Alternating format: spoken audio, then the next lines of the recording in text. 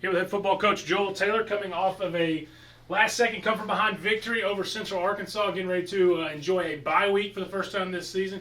Coach Taylor will start with an opening statement and then field questions. Man, it's a great week to be a Wolf. Finally got the bye week coming up to get a little healthy from a physical standpoint, also a mental standpoint. Excited to go into it with a victory, which is huge. Also, it stopped our 3-game losing streak, got us to a winning season, and like I said, we're going into the bye week with a win, which is always huge. Excited about the bye week, chance to get better. Played a really good game as far as Central Arkansas. We was able to come from behind and win it.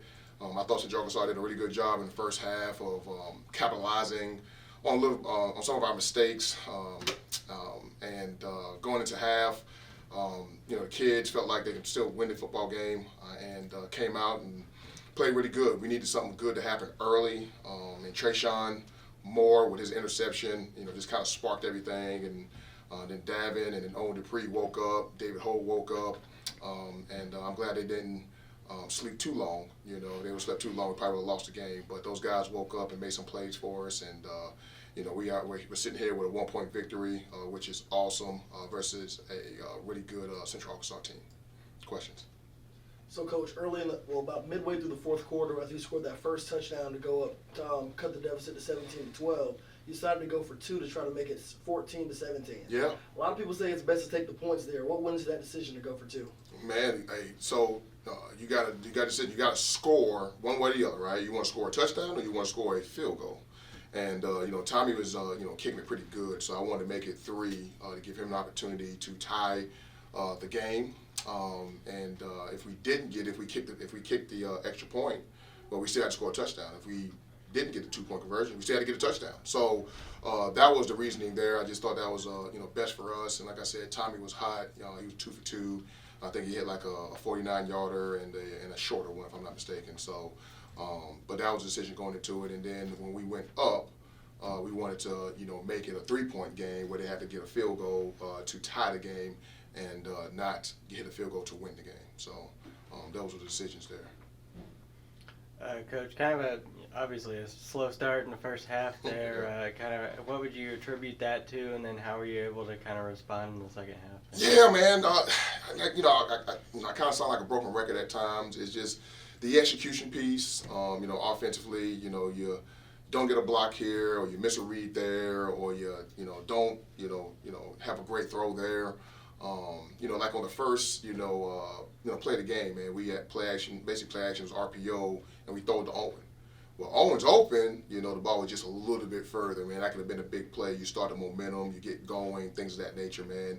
And we got to have those things that happen, early for us. You got to get in a rhythm. And we wasn't able to get in that rhythm that we wanted to. But like I said, it's just the execution piece at times. We're coaching our dang on butts off. But sometimes it happens, sometimes it doesn't. But we just got to find that groove earlier, so we can dang on break a game open or score a lot of points. So, Coach, a comeback win like that really shows your team's character. So you want to talk about the resilience of your team? Man, I say it all the dang on time, man. We got a really, really good bunch, man. You talking about a team that actually, lost, 3 in a row, right? They could have dang on tucked their tails and ran, and you know what? Hey, we just give up, whatever, man. They didn't, man. Those guys came to work that Monday, man. Probably we had our best, Monday, Tuesday practice we've had all year. Our guys are resilient, man. They trust each other. They love each other. We got a chance to dang on show that on Saturday, with that come from behind win. At any point in that game, they could have dang on looked at each other. They could have bickered. They could have said, hey, you should have called that play or whatever it is. But nobody ever blinked and nobody ever flinched. We were able to come back, man. But it definitely shows, how we are growing as a team. And that's the thing, too. A lot of people think we've arrived. We haven't arrived. We are still growing in year 2 here. And that's the exciting piece of our program, man. But it was really good to see our kids, step up to the challenge and truly have great character in the face of adversity. Coach, you talk about the growth of the team. One of your goals going in the year is double your wins from last year to get to 8. Still on the table, but securing that winning season in year 2 of FCS football is a big deal, I know, for your program. Yeah, man, it was huge, man. I even forgot. I knew it was 6 wins, but it didn't dawn on me until I seen you dang on drop your article, man. It was cool, man, and that's one of the goals down. And like you said, we got an opportunity to finish strong and to finish with 8 wins. Even if it's 7 wins or 6 wins, it's still a great season, man. But at the end of the day, we want to be elite in what we do and how we do it, man. And getting up to 8 wins, man, that'll be huge in year 2 and to continue to build this thing. But our kids have done a phenomenal job to go 6-3, man. You play 9 straight games, man, and that's tough. From a mental standpoint, from a physical standpoint, that's tough. So I'm already proud of our football team, But now we got 2 weeks to get ready, for North Alabama. And then after North Alabama, we'll finish at home, senior day. That'll be a big day. A lot of energy and passion will be played in that game, sending our seniors off the right way. So, Coach, you mentioned about the North Alabama game. What is your plan to sort of utilize that extra time, that extra week that you have? Yeah. So, this week we'll practice 3 times this week, man. We'll kind of get back to the basics. The first, 2 practices, we'll go just versus each other, and then kind of get after a little bit. We'll be in shells. All 3 practices, and then we'll start getting into North Alabama on Thursday. So we'll get a good Thursday practice, good Monday practice next week, Tuesday, Wednesday, Thursday, and technically Friday. So we'll get a lot of practices in versus them, and we'll get ready to go, man. We want to fix ourselves this first week. You know what I mean? Just any little things that we gotta get better at, and then like I said, we'll put all our attention back on North Alabama. But also, I told you. I think getting healthy physically will be big for us, and then also from a mental standpoint, I think that'd be big for us.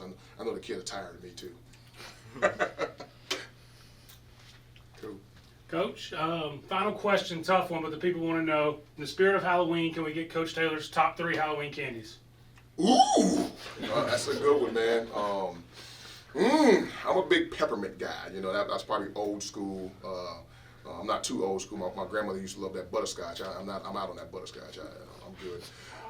Skittles. I think Skittles is always a good one for me. And some type of chocolate. If it's any of the Mars family, Hershey, the 3 Musketeer, Milky Way, whatever that is. That's me.